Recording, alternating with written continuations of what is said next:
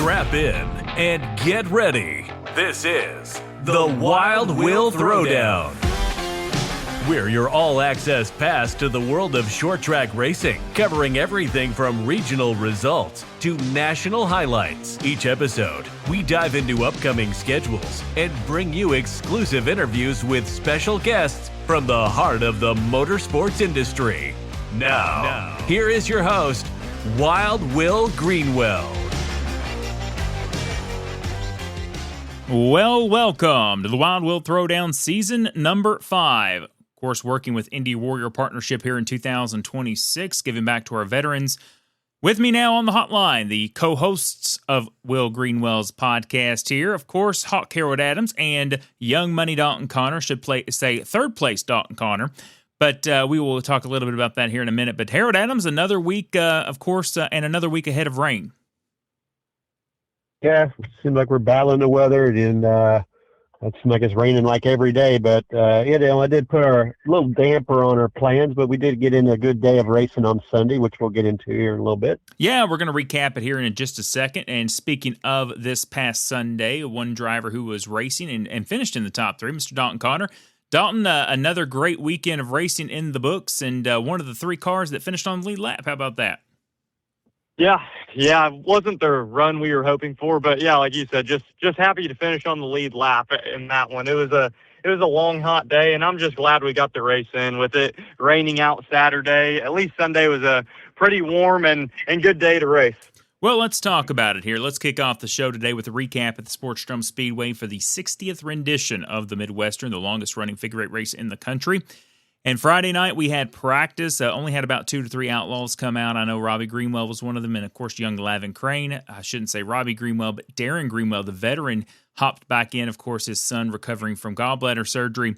But Friday, great afternoon and evening for practice. And then, of course, on Saturday, we had a hunch that it was going to be on Sunday because we saw the extended forecast, and it just looked like more and more chances of rain were going to come through the area. And then, of course, on Sunday afternoon, a hot day, 87, felt like 90 degrees, and it felt like it. But, man, talk about a absolute stunning racing field. The Ford Figure 8's Robert Lord picking up his very first win. And let's talk about that Ford Figure 8 race for a moment. We had about 22 cars. Harold Adams, that was great to see Robert Lord pick up his first ever win on the Figure 8 course. And that's hard to say that, he's been running lately. Yeah, I didn't even realize it. I mean, he's been doing it for a few years now and always running up front, but he has never been able to gain that victory. And I tell you what, they have really dialed in that number 20 machine, and he was tough to beat. I mean, he had to hold off Jacob Robertson, and Jacob really didn't have anything for him. No, he didn't. And, of course, Robert Hutton picking up the Smack Talker win. But let's talk about a candidate for Race of the Year. Rodney Smith holding off Steve Vickers and Garrett Fox. That was a thrilling 50-lap feature for the Mini Outlaw Figure 8. Now, I want to tell you something. That was the longest as to date, that was the longest lap count for the Mini Outlaw Figure 8 Tour. And I'm telling you now, Harold Adams, I want to see them again very soon at the Sportsdrome Speedway. Yeah, they put on a heck of a show. The crowd was loving it, and I know a lot of those people hadn't seen those cars yet. So, I mean, what a heck of a way to bring them in for some of those new people there. And I mean, those cars, it just looks like they fit really well with the track there, the Sportsdrome. I mean, those cars look really racy. Well, the drivers told me they love seeing and having the speed they do at that track compared to any other track. So I can only imagine with the ground force speed that they're carrying through the quarter mile of Sportsdrome Speedway's Figure 8 track. I mean, I'm sure that's a ball in itself. Now, Dalton Conner, let's talk about the Midwestern. Of course, the Invert 8, Dalton Conner, you finished third. Jesse Tunny was on rims. He was out front. He told me just, after the race, basically, he didn't feel like he had a fast car because it was a hot and greasy track at the Sportsdrome Speedway. No fault of the tracks, just part of Mother Nature. But, talk about that race this past Sunday, Dalton. Yeah, it's funny you say that about Jesse saying his car wasn't that good or he didn't feel like it was that good. And I think that was the theme all day for everybody besides maybe Mark Tunny and Mason Hadley in practice because they seemed like they had the whole field covered by a couple tenths in practice. And I was mad, really. I was really struggling. Like, what am I doing wrong? Is it me? Is it the car? What's going on? Because I felt decent, but I didn't know. Like, they had 3 or 4 tenths on me a lap in practice. So I didn't know what was going on there all day. So we just made big adjustments for the race and hit on something. I kind of pulled a lap out of my ass in qualifying and qualified up near Mark. And I think, can't even remember where we went, maybe 19.6s. And Jesse was third at like a 9. So me and Mark laid down good laps. But for Sportsdrome races, I've seen enough of them to know it's big on the invert and where you start. So once I knew I qualified second, I knew it was going to be hard to get through the field once that 8 invert was pulled. But what can you do? So I followed Mark kind of up through the field and got hung up with some cars. And Jesse and Mark just got through traffic quicker. I feel like the top 3 were all pretty close in speed. They never really pulled and I never really gained much. So we all kind of stayed the same unless traffic kind of mixed us up a little bit. But congrats to Jesse, the 57 team, all them. Mark on a good run. It was just a hot day. The track wasn't that good because it's just greasy, slimy, hot. So everybody, that was a theme. Everybody just seemed like we were just terrible. That's what me, Mark, and Jesse said on the track during interviews. Everybody felt like shit, but we felt like shit together at least. Well, there you go. So, Dalton, basically that all sums it up with, I finished third. I was just the third best car, right? Yep, pretty much. No, I'm just joking with you. Hey, I'm telling you what, you guys look good out there. Look, it's not an easy task. I mean, Sportsdrome Speedway is a beast of a track for the Outlaw Figure 8 cars. But, picking up that second Midwestern, Jesse Tunny. And I'm telling you what, I'm going to talk to him today on the show about it because he just picked up his grandmother's race. He comes here this week and picks up the second Midwestern, being the 60th.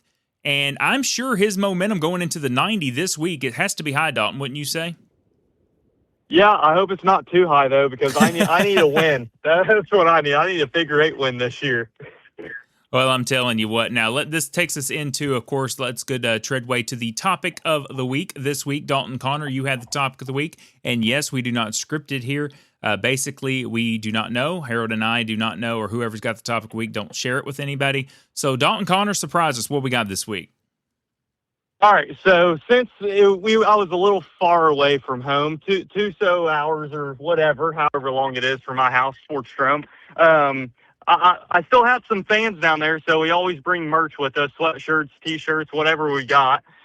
So I actually sold a decent amount of T-shirts, sweatshirts, whatever. Sweatshirts, can you believe that, on a 90-degree day? But people love hoodies. Yes. So the topic of the week is, what are good ways for smaller race teams to make a profit doing that stuff? Merch, whatever, any ideas like that. So sure, you have the T-shirts, hoodies, hats, but I'm just wondering, and it's a good idea for me with I just got a website up and running, so I'm trying to promote myself more and get my name out there more. So I'll pass it to you first, Will. What's a good way for smaller race teams to make a profit just doing local short track racing? Well, I mean, that's a great topic of the week, and I have a couple things on this. Let's look at our brand here.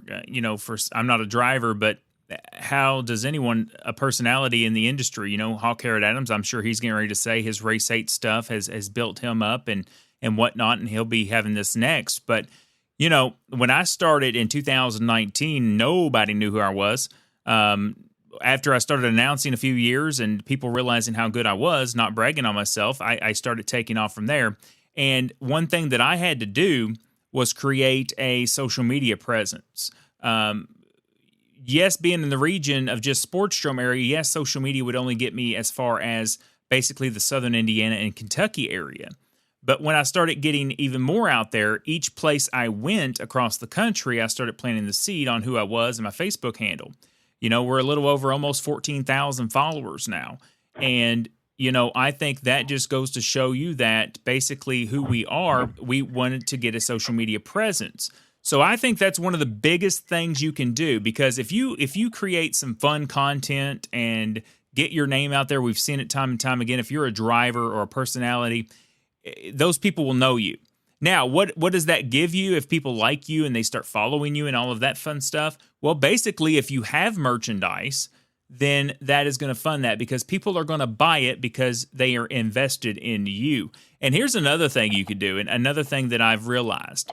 What is the best way to talk to people? Not social media. If you don't have it, go out in the stands. If you're a driver on intermission or whatnot, go out there, get those little cards, get those fan cards and everything like that, and talk to them. Because if you can put yourself in front of that fan, shake their hand, that is going to sell your merchandise ultimately. Basically, I always talk about fan and driver connection. Autograph nights, have those cards, hero cards or whatnot. Have some candy out there, talk to the fans, have your merchandise, start off low. The first year I did merchandise, I did 100 shirts, and we sold, we sold about 80 shirts because nobody knew who I was basically. And then we got to go where we're over 1,000 shirts now. So getting yourself out there on social media is the number one thing, I think, because that is the power, right? People are lying in bed looking at social media. The algorithms, people are, and that's what I think about algorithm. What is going to be the algorithm? Basically, motorsports. So that's going to connect you there. So, basically just social media presence is huge. Make content. That's how the world communicates now. And if you're at the racetrack and you are a racer, get out there, go to the stands, shake people's hands, let people come up to your car. Don't be a dick, because that is not going to earn you fans. But, Harold Adams, what do you think about that? Yeah, I think you covered it pretty well there. Of course, this is the day and age of social media, right? So, I mean, you've got to use that to your advantage. And so, like you said, everybody's looking at stuff, they're searching for things about racing. They're looking at the stories of racing and stuff. So that is a big thing. But, like Dalton says, you're a small-time team. You've got to do something. And maybe you're not winning a lot of races, because, I mean, that's one way to get yourself out there, of course. When you win, you get interviewed, blah, blah, blah. But, if you're not able to win all those races, you've got to come up with some other things. And like you said, like the hero cards is always a good thing. Of course, me being a photographer, I've made a lot of those things for a lot of the drivers, for the autograph, meet and greet sessions, whatever. I definitely take advantage of that, and be nice and be happy and kind of be a character. It kind of reminds me a little bit of one name that comes to mind is Doodle Ferris, Sure. I mean, especially in the Outlaws, it's tough for him to win a race. But, everybody knows Doodle, right?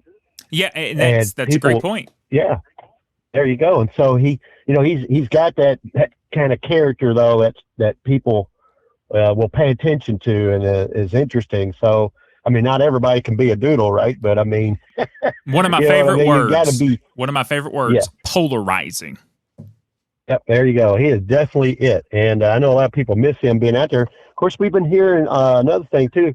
Kind of hearing some rumblings and maybe him coming back soon. So that's just something I'll throw out there for everybody to be thinking about. So we might see a return of Doodle soon. But I know everybody would love that because, like I said, he is somebody that everybody seems to know. And he just somehow has got his stuff out there. And I know he, whenever he had shirts and stuff, people was wanting them. Yeah, and Dalton, I'm going to just, I'm going to give you the benefit of the doubt right now, because you have the ultimate power right now. Basically, you are in modifieds, you are in street stocks, you were in legends, and you're in Outlaw Figure 8 racing. So you're going to multiple tracks. You're putting yourself out there in many different race forms. So you are doing the meet and greets. We've seen on your social media handle, we've seen pictures of you signing autographs and whatnot. So, I mean, no wonder you're selling shirts. Well, and of course you're on the Wild Will Throwdown, but I'm not going to just give you all the credit there. But Dalton, so you got, just all jokes aside, really, you're racing an asphalt modified, you're racing a street stock, you're racing an Outlaw Figure 8 car, and you had the legend car. So you're basically Anderson, Speedrome, Sportsdrome, Mount Lawn possibly, Salem Speedway. So in this whole region, people are starting to take a look at you.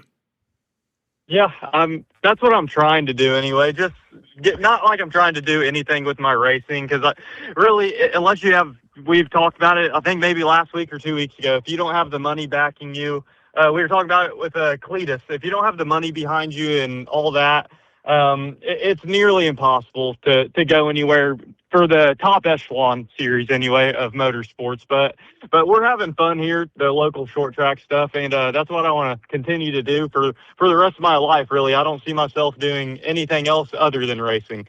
So yeah, I'm trying my hardest. But yeah, like you said, the best way for me right now, I think, to grow my name more is to go dirt racing. Now, I talked about it over the winter with you guys a little bit, but I think I want to try and make that happen probably next year. Hey, there's nothing wrong with that. Look, on this show, we don't care. We talk about dirt. We talk asphalt. I think, yes, let's look at the short track, the ASA stars in the top podium of the short track world. I'm not talking about ARCA, Trucks, O'Reilly, or Cup. But looking at the dirt, you have the Lucas Oil Late Model Series, you have the World of Outlaws, you have the High Limit Sprint Car Series, you have the Big Block Modifieds, you have the Dirt Modifieds. So, yeah, there's a lot of money out there in the dirt world, and there's nothing wrong with that. And as we're on this subject, great topic of the week, by the way, but let's talk about the breaking news here real quick, and we can go on to this segment. It was announced that Thunder Valley Raceway coming back into Little Salem, into Salem, Indiana, the owners of the Salem Speedway, fueled by the Hoosier Lottery and powered by the John Jones Auto Group, have acquired Thunder Valley. Leasing, that is, the L word, leasing. Brent Harmon has leased that track from the Washington County Fair Board, who ultimately owns that little track, Thunder Valley. And I love that dirt track. Harold, you and I have called races at that dirt track once with Jim Price Promotions of the Brownstown Speedway. And then we also, you took pictures, I did, with JT Huffman, TJ Huffman and the gang when they did that show last year, that standoff show. But, man, great to see that track come back. Yeah, like I said, there's a lot of people, racers, car owners, fans, a lot of people like that track for some reason. And you're right, I like it too. It's just a nice little bull ring. It's just got a lot of character, a lot of history there. And, yeah, when I was down there last year, that big event they had there in October, taking pictures down there, I mean, I had a ball down there. That was the first time I had taken pictures, and it was really exciting. So I'm looking forward to seeing cars get around that little bull ring again. Yes, I am too. And one of the biggest things that I love about Thunder Valley is when I'm announcing or even sitting in the stands, you look down at the dirt track. You know what I mean, Harold Adams? It's kind of a steep thing, but you're looking down at it. You don't have to look far away. Basically, you're right up on the track, but it's not like you're sitting down looking straight in front of you. It's kind of like looking down. Yeah, it's pretty neat the way the stands are there on the hill and everything. Like I say, it's got a lot of character to it. That is a fifth of a mile, isn't it, Will? Yes. Okay, so it's kind of similar to Speedrome in that fashion. But narrower straightaways. Yeah, definitely. Yeah, a lot of people get that.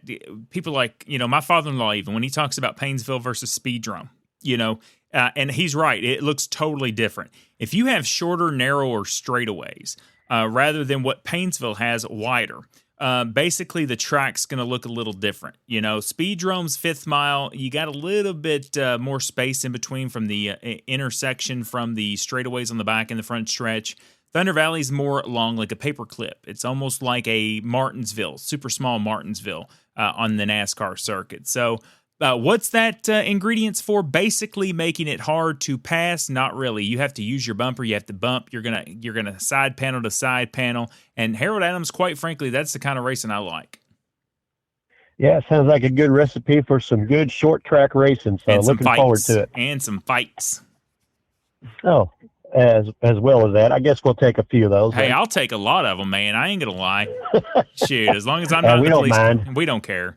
We don't have to pay no fines. We ain't gonna get barred out. So that's a good thing. Right. But we'll just sit back and enjoy. That's it. Well, what a great first segment of the show today. Coming up next is going to be the driver who picked up the second Midwestern of his career and the 60th this past Sunday at the Sportsdrome Speedway. He picked up the Phyllis Tunny Memorial just 1 week ago and, of course, looks for a good finish in the 90-minute spring shootout this week at Indianapolis Speedrome. It is the Outlaw, Jesse Tunny, when we return here on the Wild Will Throwdown. Race fans, in 2026, we celebrate 5 years of the podcast, The Wild Will Throwdown. And in 2026, we cannot thank our great marketing partners for what they do for us, including the Salem Speedway, the Sportsdrome Speedway, KKR, Indianapolis Speedrome, Elite Outdoor Services, Shears Drain Cleaning, Kentucky Clutch and Performance, Forklift Rescue, Diesel Boys, Harp fans, Hoosier Auto Racing fans, Flag to Flag Media, Roosters, Marshall Jaggers Racing, Derby City Recycling, Pope Brothers Racing, John McLaren Motorsports, Shane Wilson Lawn Care, Sean Smith Race Cars, Circle City Raceway, Victory Lane Frenchies, Oink Incorporated, Hadley Towing and Recovery, Code 3 Roofing, KJ Enterprises, The Smile Center, Clatt Mowing and Landscaping, LaFever's Curbing, El Tarasco Mexican Restaurant, and S&R Towing. We cannot thank our beautiful marketing partners enough for their success and their support in 2026.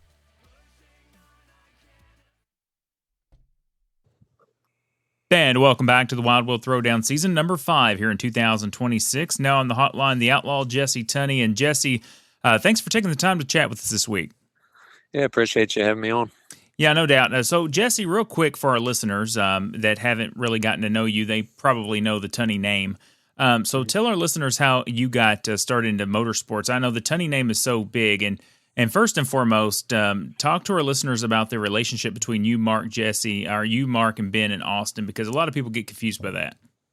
Right. So, yeah, we all grew up, out there following, my dad and my Uncle Bruce were both racing out there as long as we were born. We've been out there as babies watching that, and we're always anxious to get our turn in the car. And Dad made that happen for us. So when we all turned 16 and we're old enough to get behind the wheel in there, he had an extra car there for us to all take our first laps in, and we've all just kind of progressed from there. And now kind of have to do it on our own without him, unfortunately. And speaking on as far as family goes, you got Mark is the older cousin of ours. Me, Ben, and Austin are brothers. So Ben is the oldest, I'm middle, and Austin's youngest. And then Mark's just slightly older than 1 year older than Ben, I believe. So, and then we got Dana and Katie over there on that side of the family as well, as our cousins. But I'd like to see Dana get back out there behind the wheel here soon. I know he's looking for some sponsorship help to get out there and run with us. And as soon as Austin gets some motor repairs done, he should be out there on some of the bigger races as well. Yeah, I've talked to Eric Hester about that this past week and talked to him about the issues going on. And he said if we just had about 2 more days, we would have got Austin back out there. But, I used to look at you guys like rookies. Like a lot of the veteran drivers I talked to, like the Tunnies aren't rookies anymore. They're veterans now. So what is it like seeing this young youth come in? I mean, Calvin Crane's nephew right now, Lavin, just bought the old Corey Harmon car. Then, of course, you have Robbie Greenwell, the son of Darren. You have Matt Johnson, of course, Raymond Johnson's son, which he's not really youth, I don't consider, but newer to the Outlaw ranks. Yeah. And then you have other drivers like Kevin Brooks, who has a resume already. So what is it like seeing the youth come back in the sport to keep this sport going? Heck, they're tough, and these kids are coming on quick, and they're getting provided with some really good equipment that, as me, it felt like not everyone has the good equipment to start with. Just it kind of reminds me of the days when, things have really changed a lot from when I started racing when I was 16 till now, and it's crazy how we've kind of went from where we were the young ones, and now we're, like as you said, the veterans, and got the younger kids coming in with us, and man, they sure are tough. They're catching on quick, and they've got good equipment to work with, and some of them are just jumping in there like naturals. I mean, Connor is really good. Kevin Brooks really good. I mean, Jeffrey didn't take too long to get right there with us, and I mean, I could see Jacob Robertson, with just a few, a few races under his belt. I think he'll be able to contend for a win before long, and then you got Crane, which he seemed to do really well for his first time, and everyone was really respectful down there for the Midwestern this past weekend. So, I think they've all got tons of potential, and we need that competition that keeps driving us to do better, and show them, I guess, why we are the veterans. But it's tough. They're making it hard. I mean, Ben and I are both, it feels like we're struggling to get those wins as often, and they're really the competition's tough. So that's what it's all about, and what makes it fun, and the drive to keep trying to do better. Yeah, I mean, well said. I mean, Scott and I and myself had talked about this kind of a few years back, but kind of worrying a little bit. Like, where do we go now? We have the Tunnies, which are 30s and closing in on the 40 marks. Where do we go? What's the next rank? We've seen Shane Crane, right? He went dirt. Chris Harmon's son, he went dirt. So where do we go from here? And now this year in 2026, it is very pleasing to see some of the boom of youth we have in the sport. So very well said. So now we go to the Sportsdrome Speedway this past Sunday afternoon after getting rained out on Saturday. You picked up the $5,060 payday. Mike Gibson putting up free set of tires for everyone who entered. Usually we get about that 15 to 20 mark of cars at the Sportsdrome Speedway. Pretty dominating performance. Mark Tunny overall, many times he has set on the fast qualifying podium. So then, of course, you get the invert, but he worked his way up. You worked your way up from that invert, and man, you had that 57 on rims. Yeah, we had a good car compared to everyone else, but we were really off the pace for everybody there at Sportsdrome. We were all off about a second slower than what we usually are there, qualifying in the mid-19s when normally we're qualifying in the high 18s, and then practice times were off almost by a second or at least half a second.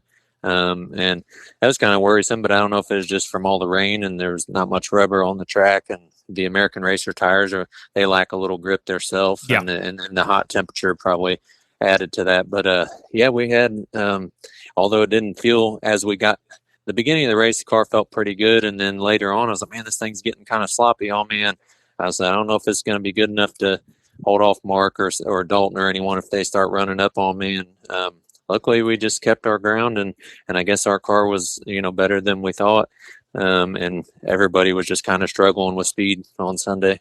So the bigger things you had that I watched and kind of observed the race a little bit was the slower traffic, and we see a lot of times that the slower traffic kind of depict these races. You guys fighting through the slower, if you get up on a slower car, holding you back, that way Mark could possibly knock off a couple tenths each lap.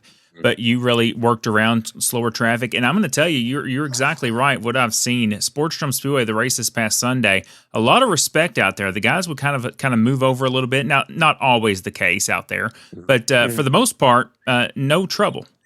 Yeah, everyone was really good as I was coming up on them most of the time. They'd point me low and give me room, and then the timing of when you run up on these lap cars, if you can get past them down the straightaway, is much better than having to go the outside all the way around the corner with them. And I seen a couple times on a video Mark run up on a couple guys still racing for position side by side, and then held him up an extra second or two to try to get through them, and so that didn't help him at all. But I think that we were really close speed-wise between me, Mark, and Dalton. Just kind of got spread out, and track position's pretty big there at Sportsdrome, and we just got out front and kind of caught a lot of breaks with being the leader.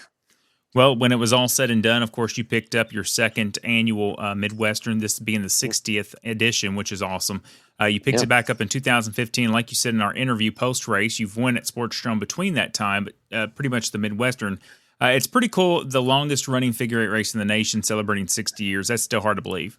Yeah, for sure. I was really grateful for how much effort Mike and Brandon and all the Sportsdrome crew, yourself, put into all the announcements of what was going on and drivers coming down and putting in, in the whole free tire deal, and being a $5,000 race for a 75 lapper is great. And, it was great that, as running here with Sam Breedlove and these guys here, that if I can catch a win, I get a little percentage of that as well. So that always makes me happy. The higher, the more the race pays, a little. If I can catch a win, I'll get a little chunk myself, which is always nice to put in the pocket. So I was happy that it was a good paying race, and just getting wins in general, regardless of what the race pays, they're hard to come by anymore. So it's and when you got some tough competition out there, and as well as Mark has run most of the time at Sportsdrome, it made it feel a little better that he wasn't quite able to get there to my bumper like in my grandma's race the previous week when I won. Yeah. It doesn't feel as good when you got somebody all over your bumper. You're like, man, I held them off and I won, but like, I'm not fast enough, man. I got to get faster. And then this race, at least I snuck away and maintained a gap. It made it feel a little bit better. Like, okay, maybe our car is good enough now. That's Sportsdrome. It's a little different. We may get back over here to Speedrome, and Mark may be right there on our bumper again. So we're still always chasing speed, but just grateful to get wins when we can.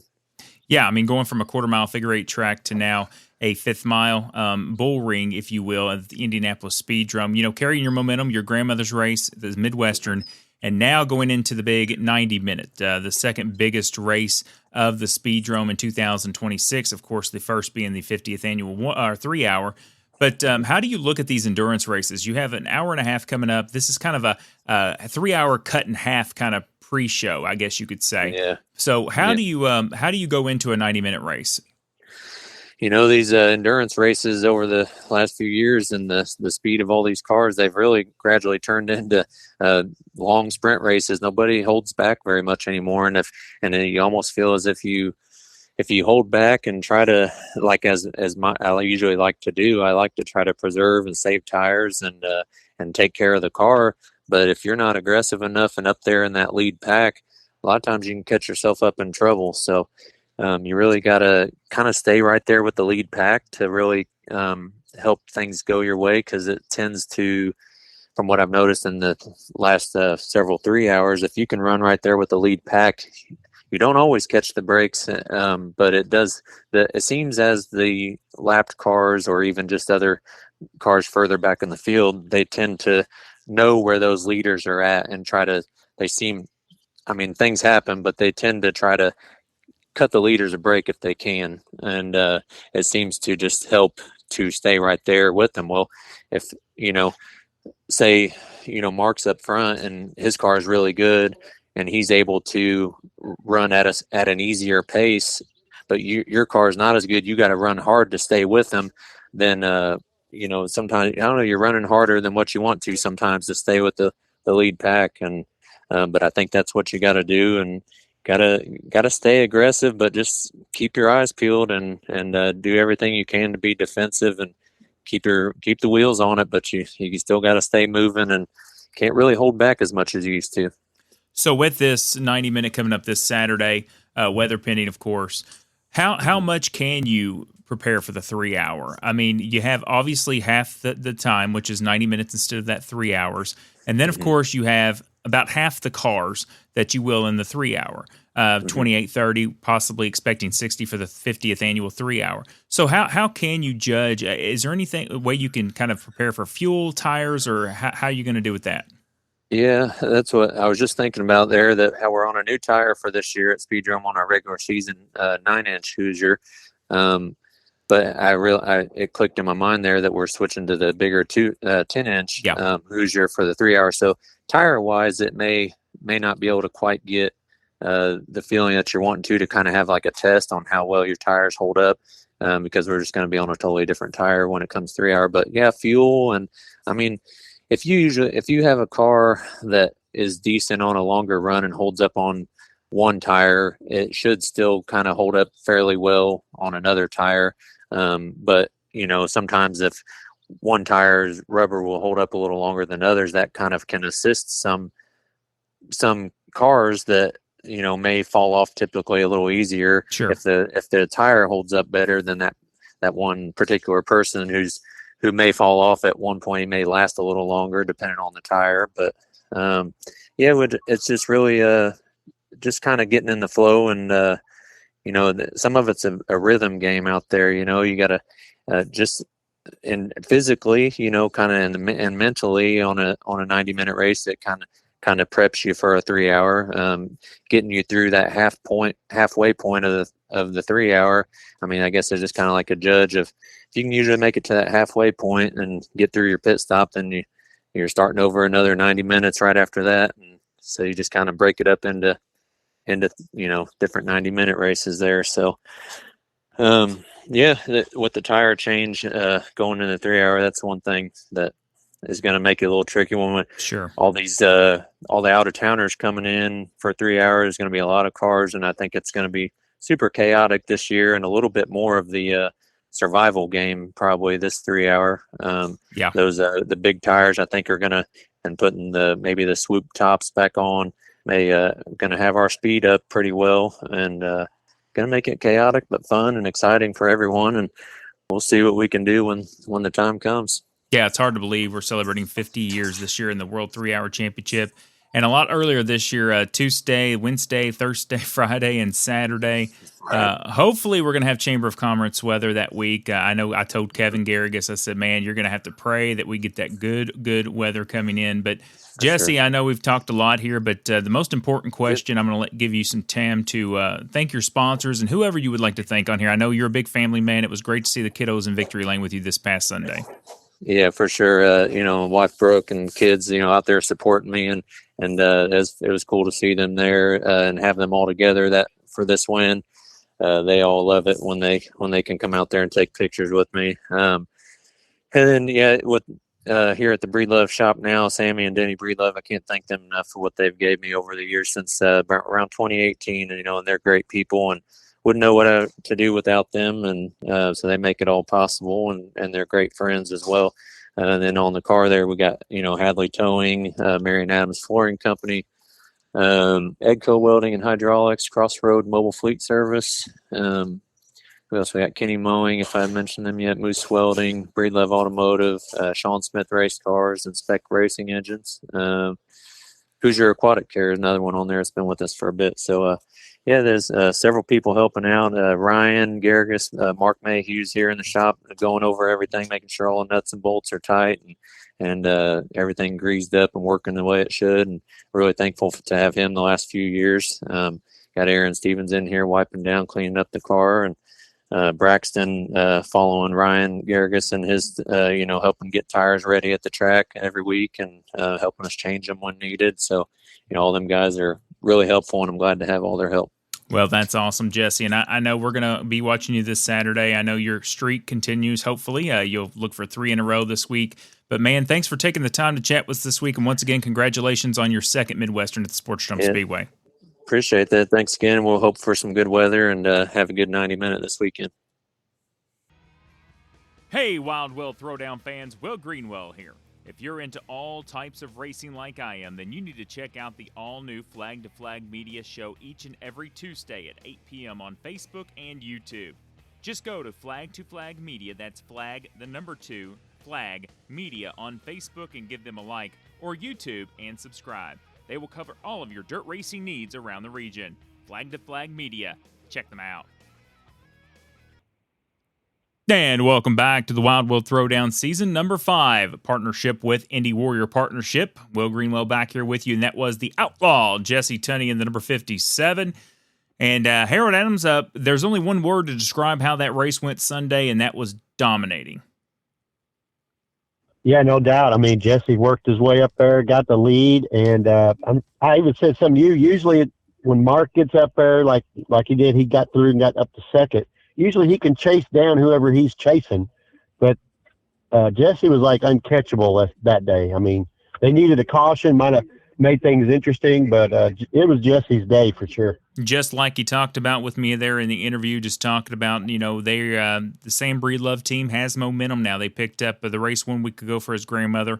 They picked up the Midwestern and looks to go to the 90-minute here this weekend at the Indianapolis Speedrome. And let's talk about the upcoming for a moment. It is the national holiday of the state of Indiana. It is the Indianapolis 500, the Indy 500 this Sunday. Memorial Day weekend, we've made it. And Dalton, there's nothing bigger around here than Memorial Day weekend and the Indy 500. Hell, they put the IndyCar on our license. Yeah, it's for me, I don't go to the 500. I mean, I've been to like qualifying and carb day and stuff like that, but the race day, it's just way too populated for my liking. So I'll stay home, and there was a blackout, so you couldn't even watch the damn thing, but I think they lifted that now, so we should be able to at least watch it this year. But I think my brother's going and a couple of his buddies, so I know they'll be partying, but I got race cars to work on. I don't got time to go to different races. Well, I tell you what, as my dogs are barking in the background. So basically, this is still the number 1 attended world sporting event in the whole world. Can you believe that? 330,000 people. I mean, Harold Adams, what do you think about that? And it's sold out. Fascinating. Yeah, hard to imagine, still it seemed like it was much more popular back in the day, but, you know, like you said, it's such a history thing, you know, that's Sure. the biggest thing. A lot of people they just want to be there for the spectacle, as they say. But you know what? Something about that, you know, Dalton, you might want to think about this. You know, the weather, how it is, it might be a little shaky Saturday. I believe the rain date for the shootout might be Sunday night. Oh, yeah, you're right there actually. So hopefully we don't have to deal with rain much more. I'm tired of it as it's raining outside right now. Well, I think there's a better chance to get it in on Saturday rather than Sunday with the rain chances on how they look right now. Whether that speeds up on the front or slows down, but NASCAR now comes on right after the Indy 500, and that is the Coca-Cola 600 of tradition of Memorial Day weekend. So two big things that week. Sportsdrome actually has something going on, the Big Bounce USA. If you're interested in that or non-race fan, you head down there to Sportsdrome Speedway. And now let's talk about the Indianapolis Speedrome. They are having the 90-minute spring shootout this week coming up, but also a full field. You have the mini Outlaws, the Fords, you have the street stock figure 8 for the Shelbyville Auto Parts guys, and then, of course, the 90-minute for the Outlaw figure 8 division. That is going to be a great show. I always enjoy going to the 90-minute. It is a half of the 3-hour, obviously, and then, of course, the tune-up. I call it before the 3-hour. But, Dalton, this is an exciting race. I know you plan to race this Saturday night as well. Yeah, I've ran it the last 2 years, and I think my first one I got 5th, which was actually my first figure 8 race ever. So my dad fed me to the wolves there, but I got 5th in the first one and 3rd last year. So I've been moving up 2 positions, so maybe I can get 1st this year. Hey, you never know. And I know, Harold, you plan to be there with the camera as well. Oh, yeah. Don't want to miss that one. And, you know, I don't know. It sometimes I feel like it's not going to be a good race, you know, just because you're not sure about car count and everything. But every year that race has not disappointed. No, it hasn't at all, and I think you'll be surprised on the car count. I'm guessing about 28 to 30 this week coming up, and That's what I'm hoping for. Yeah, exactly. So that'll be a good race. Now, if you're a little dirt fan, basically Brownstown Speedway. Now, this is all weather pending. Of course, we don't know the future, right? So we don't know what's going to happen. Obviously, dirt tracks cancel a lot faster than asphalt tracks.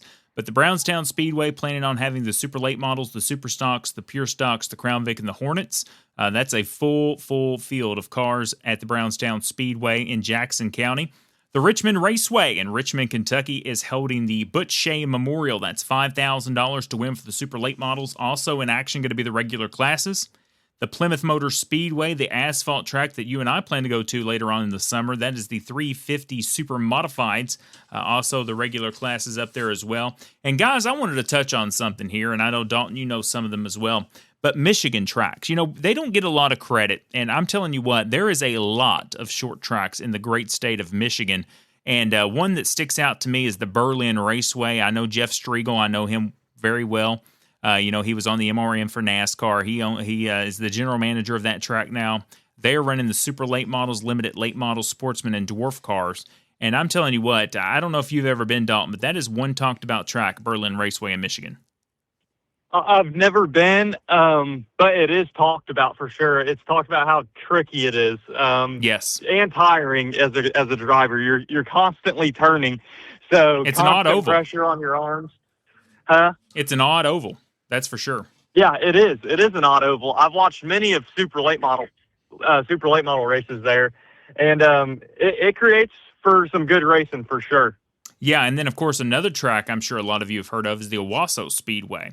I know Mr. Glenn Luckett went up there many times this year, and he's got some events up there to race direct. But Owasso Speedway is another one that is huge. Kalamazoo Speedway, Modifieds late model street stocks front wheel drives this week. The Hartford Speedway, that's Michigan's widest 3/8 oval on dirt, believe it or not.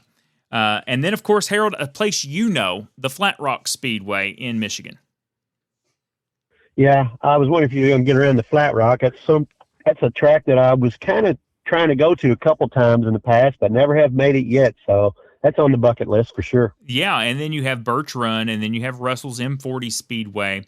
And there is a ton more tracks I could list. I was standing there today looking at the PC and saying, wow, I didn't know this existed or that existed or where this track was, because I love studying a lot. But, yeah, Michigan, big shout-out to them. We'll cover some of their tracks here more on the show. as we start to have more fans listening to that area. That's kind of the reason I went on and done this, because next Monday night, I am actually going to be a guest on the Top Row Media, and they are based out of Michigan. So we got a lot of good fans up there that listen to the show. Now, talking about down here, Lincoln Park Speedway going to have the weekly racing series in the Race Saver 305 sprint cars, and the Bloomington Speedway going to have the Josh Burton Memorial. That's the 410 non-wing sprint cars, and a big race event, Dalton, you know of, and that is Anderson Speedway. They are moneymaker, I call it, the Little 500. Yeah, it's a huge event for them. It's their main moneymaker next to the Outlaw weekends and probably the Redbud in the past few years. So, yeah, I've went to it a couple times. It's a show for sure. No doubt. And, this is a great thing about being America, right? You have a lot of short track races, a lot of motorsports. Nothing sells America more than the great sport of motorsports. And this weekend, weather pending, no matter where you are across the country, hopefully we get all of this in, and there has to be a little bit of chance of rain, and it's going to kind of rain on the parade of a lot of things, but hopefully not our racing. But guys, what a great show today. We want to thank everyone for listening, tuning in each and every week. But Harold Adams, what's your white flag final thought moments here on this week? Well, like we were talking about, it's raining now, so maybe we get all the rain out of the way early and we can have us a nice, sunny, dry weekend. No doubt. Dalton, what about you, my friend? Your big plans going into the 90-minute week? Yeah, I'll make my white flag final moment short and sweet. Hopefully I'm $10,000 richer by this time next week. Well, I tell you. We'll do better than third then. Ooh. Yeah, no shit. Wow. I'm getting shots by my own host over here. That's terrible. I tell you what, that hurt. Trying to give you some motivation. There you go. He needs some motivation. I got faith in him. But we want to thank all of the race fans and drivers, crews for listening to us each and every week here on the program. Want to thank Indy Warrior Partnership for trusting us and being the partner with us here in 2026. Want to thank you and Harold Adams, of course, Dalton, for your contributions each and every week. And, of course, the great fans. Without the fans each and every week, we would not have a show here on the podcast. And as far as I'm concerned, my name is Will Greenwell, and I will see you around the turn.